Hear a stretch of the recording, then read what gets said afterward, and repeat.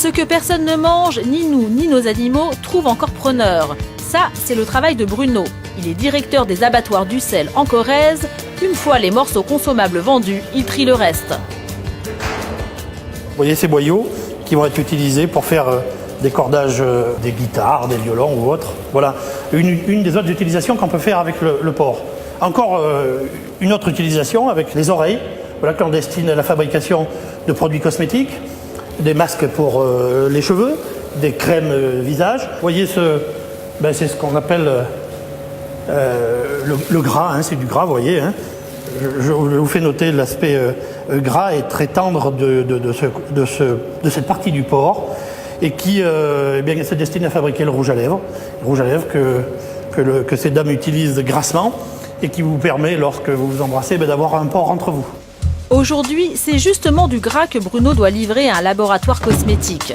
Nous n'avons pas été autorisés à filmer cette étape de la transformation du porc, mais dans cette pharmacie, la propriétaire nous confirme qu'on trouve bien du gras de porc dans les rouges à lèvres. Pratiquement tous les rouges à lèvres sont faits avec de la gélatine porcine. Et dans une pharmacie, du cochon, on n'en trouve pas que dans les cosmétiques. On trouve des médicaments à base de porc, soit le médicament en lui-même, soit l'enveloppe du médicament qui est composée de gélules. Chaque fois, comme vous pouvez le constater, on a cette pellicule est faite à base de gélatine.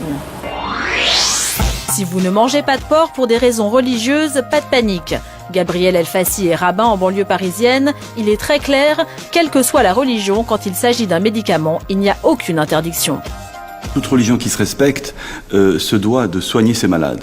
Donc à partir du moment où il y a, on va dire, un remède qui a été prescrit par son médecin, que cela contienne une matière grasse animale qui est infime, qui est presque, on va dire, inexistante, il n'y a aucun problème, on peut avaler donc ce genre de médicament. Je prends l'exemple de la gélule, bien sûr.